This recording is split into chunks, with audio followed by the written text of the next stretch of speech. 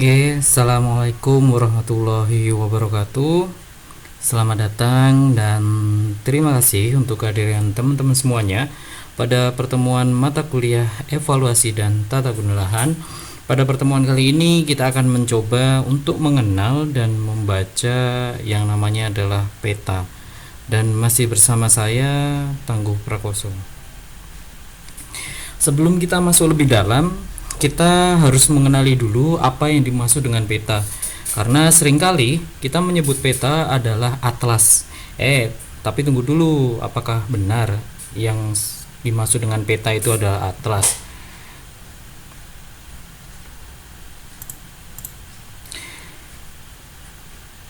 Ternyata yang dimaksud dengan peta adalah suatu gambar permukaan bumi yang menggambarkan secara rinci dan ukurannya telah diperkecil pada suatu bidang datar, bisa seperti kertas ataupun sejenisnya. Selain itu, dengan adanya peta, maka peta tersebut memiliki fungsi seperti yang pertama adalah peta akan menunjukkan suatu lokasi tertentu yang terdapat pada permukaan bumi. Yang kedua, peta dapat menunjukkan atau menentukan suatu arah serta jarak suatu tempat. Yang berikutnya adalah dengan adanya peta, maka peta dapat memperlihatkan ukuran suatu luasan daerah dan jarak suatu tempat di permukaan bumi. Yang berikutnya nomor 4, peta dapat memberikan kita informasi mengenai ketinggian atau kemiringan suatu tempat. Yang kelima, dengan adanya peta, kita dapat mengetahui bentuk dari suatu benua, negara, ataupun gunung, dan sebagainya. Yang terakhir yaitu dari peta, kita akan mendapatkan suatu informasi tertentu sehingga kita dapat melakukan pengambilan kesimpulan dari data yang kita bisa dapatkan dari peta tersebut. Selain peta, pernahkah kita juga mendengar yang namanya adalah kartografi? Nah, kartografi merupakan suatu seni atau ilmu atau teknik dalam pembuatan peta, dan orang yang membuatnya biasa disebut dengan kartografer. Dalam suatu penyajian data, biasanya akan dibagi menjadi dua, yaitu data non-spasial seperti tabel, grafik, diagram, dan lain sebagainya. Kemudian yang berikutnya adalah data spasial. Nah, data spasial ini biasa disajikan dalam bentuk peta. Sehingga karena pada dasarnya konsep dari pembuatan peta yaitu dari kenyataan yang ada di bumi dengan bantuan ilmu dari kartografi akan terbentuk suatu peta dengan tujuan tertentu yang nantinya akan digunakan oleh pengguna untuk mengumpulkan suatu informasi dari data yang didapatkan melalui pemetaan tersebut. Dalam peta, kita juga akan mengenal yang namanya adalah skala, yaitu merupakan perbandingan antara jarak yang ada di peta atau di gambar peta tersebut dengan jarak yang sesungguhnya yang ada pada lapang. Skala memiliki fungsi yaitu untuk dapat mengukur jarak dengan hanya melihat atau kita hanya melihat dalam peta tersebut tanpa harus mendatangi lokasinya secara langsung dan mengukurnya, sehingga kita bisa mengukur suatu jarak yang ada di peta itu jarak sesungguhnya di lapangan itu berapa, kita bisa mengukurnya dan menghitungnya. Nah, ada beberapa jenis penyajian skala yang sering digunakan atau sering dipakai pada peta. Yang pertama adalah skala verbal, di mana skala ini akan menunjukkan perbandingan jarak dalam peta dengan suatu kalimat langsung yang bersifat mutlak dan tegas.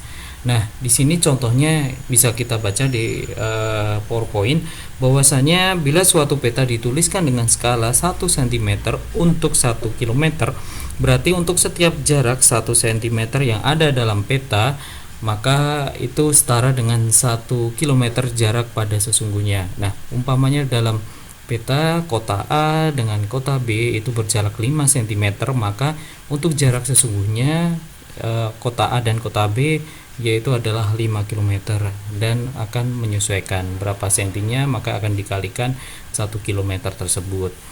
Nah, untuk skala verbal seringkali kita menemui pada peta itu adalah dituliskan dengan 1 inch to 5 miles. Nah, itu berarti dalam jarak 1 inci di peta menggambarkan jarak 5 mil. Nah, untuk 1 inci dan 5 mil nanti kita bisa sesuaikan dengan satuan yang kita inginkan. Yang berikutnya adalah penyajian skala dengan skala angka. Skala ini menunjukkan perbandingan jarak pada peta dalam perhitungan angka. Nah, jika pada peta dituliskan skala 1:1 juta, maka dalam jarak satu satuan peta setara dengan 1 juta jarak sesungguhnya. Nah, ini seperti contoh, katakanlah skala 1:1000, maka dalam setiap 1 cm ukuran pada peta atau gambar akan mewakili 1000 cm. Nah, atau kalau umpamanya seperti contoh 1:1 juta, maka dalam 1 cm yang ada di dalam peta itu akan mewakili 10 km pada wilayah sesungguhnya atau lingkungan sesungguhnya. Dan yang terakhir, skala biasa digambarkan dengan bentuk skala batang atau biasa disebut dengan skala grafis, di mana pada skala ini menunjukkan atau menggunakan batang garis lurus yang memiliki ruas dengan jarak yang sama di antara ruas tersebut. Nah, seperti contoh pada gambar di sebelah kanan sebenarnya hampir mirip dengan skala verbal ataupun skala angka, di mana katakanlah kita contoh ini 0 hingga dengan 6 cm, dengan di bawahnya adalah 0 hingga 60 km, sehingga dalam 1 cm-nya maka akan mewakili 10 km pada wilayah sesungguhnya. Katakanlah dalam jarak kota A dan kota B itu berjarak 4 cm, maka jarak sesungguhnya kota A dan kota B adalah 40 km. Dan untuk berikutnya akan menyesuaikan berapa senti dalam peta, maka akan dikonversikan ke berapa kilometer. Nah, berikut adalah cara untuk menghitung skala pada suatu peta. Seringkali kita akan disajikan yaitu suatu persoalan, katakanlah semisal kita akan menghitung berapa skala yang digunakan pada peta tersebut, maka jarak sebenarnya kota A dan kota B adalah 35 km. Nah, jika jarak pada peta 5 cm, maka berapakah skala tersebut? Nah, kita konversikan terlebih dahulu 35 km itu ke dalam cm, yaitu adalah 3.500 cm, dan dibagi dengan 5 cm, yaitu adalah jarak pada peta. Kemudian maka akan mendapatkan 700.000, sehingga skala yang digunakan pada peta tersebut adalah 1:700.000. Nah, kalau umpamanya kita ingin menghitung jarak sebenarnya, maka kita bisa menggunakan langkah seperti ini. Katakanlah ada soal jarak di peta kota A dan kota B adalah 35 cm. Nah, jika skala yang digunakan pada peta tersebut adalah 1:700, maka jarak yang sebenarnya kota A dan kota B adalah, tinggal kita kalikan saja, 700.000 dikalikan dengan 35 cm, kemudian hasilnya adalah 3.500 cm. Kemudian kita konversikan ke kilometer, maka jarak sesungguhnya kota A dan kota B adalah 35 km. Oke, berikutnya. Nah, berikut adalah jenis peta yang dibedakan atau berdasarkan skala.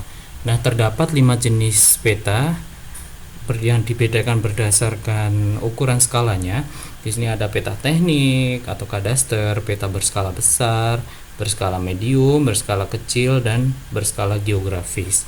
Nah, jika kita lihat di sini, semakin besar suatu perbandingan skala, katakanlah 1:100 dengan 1:1 juta, maka akan angkanya adalah semakin besar. Akan tetapi yang suatu peta yang akan digambarkan maka akan semakin kecil, sehingga kita sebut dengan skala besar ketika perbandingan yang didapatkan. Nah, saya ulangi, ketika suatu peta dikatakan memiliki skala besar, maka perbandingan yang dituliskan adalah semakin kecil, 1:5000, atau katakanlah sampai dengan 1:250. Nah, peta dikatakan berskala kecil kecil, maka skala yang dituliskan itu adalah memiliki perbandingan yang besar. Katakanlah 1:500 dan 1:1 juta. Nah, oleh karena itu skala yang dituliskan akan berbanding terbalik dengan penggolongan petanya. Katakanlah peta skala kecil, maka perbandingan skalanya berarti besar. Kalau umpamanya peta disebut dengan skala besar, maka perbandingannya itu adalah kecil. Seperti itu. Nah, jika kita tahu dalam suatu peta terdapat beberapa komponen yang harus atau biasanya tercantum dalam peta, seperti judul, garis astronomis, garis bujur dan garis rintang, kemudian mata angin, sumber data yang diperlukan dalam pembuatan peta atau biasa disebut dengan sumber peta, legenda, tahun pembuatan peta, kemudian skala, dan simbol peta yang biasa digambarkan dalam bentuk titik, garis, maupun simbol-simbol yang lainnya. Nah, ini merupakan contoh peta dengan beberapa komponen yang ada di dalamnya. Ada mata angin, ada garis bujur, ada garis lintang, kemudian ada judul, ada simbol, kemudian ada legenda, dan ada sumber. Nah, yang berikutnya adalah berdasarkan keadaan objeknya, peta dibagi menjadi dua.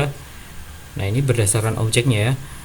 Yang pertama adalah peta dinamik, merupakan peta yang menggambarkan suatu data yang data tersebut sangat dimungkinkan bersifat bisa tidak stabil atau bisa berubah-ubah. Katakanlah peta transmigrasi, peta aliran sungai, peta perluasan tambang, dan lainnya. Nah, katakanlah kenapa bisa disebut dengan data yang berubah-ubah atau data yang tidak stabil? Karena peta transmigrasi untuk setiap tahunnya dapat sangat dimungkinkan untuk terjadinya perubahan seperti peningkatnya transmigrasi atau menurunnya transmigrasi pada suatu daerah. Nah, berbeda halnya dengan peta stasioner, di mana peta yang menggambarkan suatu data yang cenderung stabil. Nah, stabil di sini adalah semisal adalah peta tanah pada peta wilayah ataupun peta geologi. Nah, peta tanah walaupun terjadi suatu perubahan tapi tidak dalam jangka waktu dekat dan membutuhkan waktu yang sangat lama untuk dapat suatu tanah berubah dalam bentuk yang berikutnya atau bentuk yang berbeda. Oleh karena itu biasa disebut dengan peta stasioner atau menggambarkan suatu data yang lebih stabil dibandingkan pada peta dinamik. Yang kemudian adalah berikutnya, berdasarkan statistiknya, peta juga dibandingkan atau dibagi menjadi dua, yaitu adalah peta statistik distribusi kualitatif, di mana peta ini yaitu adalah menggambarkan suatu jenis data tanpa memperhitungkan jumlahnya, seperti peta tanah, peta budaya, dan lain-lain sebagainya. Nah, yang dimaksud dengan kualitatif di sini adalah dia tidak bisa dihitung dengan suatu persentase. Katakanlah peta tanah. Peta tanah kan juga digolongkan dalam bentuk katakanlah tanah masam, aluvial, ataupun andisol, ataupun tanah kar seperti itu. Nah, itu kan tidak bisa disajikan dalam bentuk angka. Nah, berbeda dengan halnya peta statistik distribusi kuantitatif, di mana peta ini menggambarkan jumlah data yang dapat dihitung secara angka, seperti peta jumlah penduduk, peta curah hujan, dan lainnya. Katakanlah peta penduduk bisa disajikan dalam bentuk angka, yaitu adalah katakanlah peta penduduk A memiliki penduduk sekitar 1.200. Kemudian pada suatu wilayah B, di suatu wilayah B memiliki penduduk sekian ratus. Nah, itu bisa disajikan dalam bentuk data angka. Berbeda dengan peta tanah. Peta tanah adalah jenis-jenisnya penggolongannya. Nah, setelah kita tahu apa pengertian, penggolongan, dan komponen apa saja yang di dalam peta, maka kita akan kerucutkan atau kita spesifikkan lagi apa yang dimaksud dengan peta tanah. Nah, peta tanah dapat diartikan sebagai peta yang bersifat stasioner dan bersifat kualitatif yang dibuat untuk menunjukkan sebaran variasi atau tipe jenis suatu tanah seperti pH, tekstur, kadar organik maupun jenis tanah. Nah, dari hal tersebut maka itulah yang dimaksud dengan peta tanah. Nah, kemudian apa sih fungsinya? Dengan adanya peta tanah ini, maka kita dapat gunakan untuk proses evaluasi sumber daya lahan, pemetaan ruangan, perluasan lahan pertanian, bahkan untuk kegiatan suatu konservasi lahan untuk kedepannya. Nah, di dalam peta tanah pun juga ada pembagian jenis petanya yang biasanya akan didasarkan dari skalanya ataupun tingkat ketelitiannya Nah, yang pertama adalah peta tanah detail atau detail soil map, di mana peta ini biasanya berskala dengan rentang 1:1000 sampai dengan 1:25.000, yang mana dihasilkan dari 1 sampai 2 pengamatan untuk tiap hektarnya. Sehingga katakanlah ada 5 hektar, berarti dimungkinkan ada sampai 10 pengamatan yang terdapat pada 5 hektar tersebut, karena untuk setiap hektarnya akan diamati 1 sampai 2 kali pengamatan. Untuk berikutnya adalah peta tanah tinjau. Peta ini biasanya berskala dalam rentang 1:200.000 hingga dengan 1:500.000, yang mana dihasilkan dari 1 sampai 10 pengamatan untuk tiap 10.000 hektarnya. Kemudian yang berikutnya adalah peta tanah eksplorasi, di mana peta ini memiliki rentang skala yaitu 1:500.000 sampai dengan 1:2.500.000, di mana dihasilkan dari 2 sampai 5 pengamatan untuk setiap 100.000 hektarnya. Dan kemudian yang terakhir, di mana peta ini disebut dengan peta tanah bagan, di mana peta ini memiliki rentang skala yaitu 1:500.000 atau lebih kecil. Nah, lebih kecilnya di sini adalah 1:1 juta, 1:2 juta, dan berikutnya. Karena itu tadi disebut dengan skala kecil, perbandingannya maka akan semakin besar. Disebut dengan peta skala besar, maka perbandingannya semakin kecil. Di mana peta ini dibuat tidak berdasarkan dengan pengamatan langsung, tetapi didapatkan dari hasil kompilasi literatur tertentu atau pengumpulan suatu data yang sudah tersaji. Kita kumpulkan datanya, kemudian kita buat petanya seperti itu. Maka kita lihat dari nomor 1 peta detail tadi hingga dengan yang terakhir ada peta bagan, maka memiliki tingkat ketelitian berbeda-beda yang bisa kita lihat dari jumlah pengamatan untuk tiap hektarnya. Nah, ini adalah contoh-contoh jenis petanya. Katakan ini peta tanah detail, kemudian untuk tanah tinjau, kemudian tanah eksplorasi, kemudian untuk tanah bagannya. Sebenarnya hampir sama semuanya, atau memiliki tujuan yang sama, cuma bedanya adalah skalanya, tingkat ketelitiannya, dan tujuannya, seperti itu. Nah, jika kita bisa tarik kesimpulan, sebenarnya dari empat-empatnya tadi, apa sih perbedaannya? Nah, perbedaannya itu adalah terletak pada intensitas pekerjaannya atau berapa kali pengamatan untuk tiap hektarnya, sehingga peta yang dihasilkan maka memiliki ketelitian yang berbeda dan tingkat generasinya atau tingkat pengelompokannya. Nah, dari sini maka diharapkan dari teman-teman mengetahui jenis-jenis peta tanah maupun komponen peta secara umumnya. Mungkin untuk pertemuan hari ini atau materi mengenai pengenalan peta dan komponennya saya cukupkan sekian. Jika masih ada yang belum jelas dan perlu adanya diskusi, silakan bisa ditanyakan ke forum yang ada di Sunan maupun bisa kita adakan untuk diskusi yang lebih intens lagi, bisa menggunakan grup WhatsApp yang sudah ada. Mungkin itu saja dari saya, kurang lebihnya mohon maaf. Selamat ketemu minggu depan dan selamat belajar mengenai pemetaan. Bila taufiq wal hidayah. Assalamualaikum warahmatullahi wabarakatuh.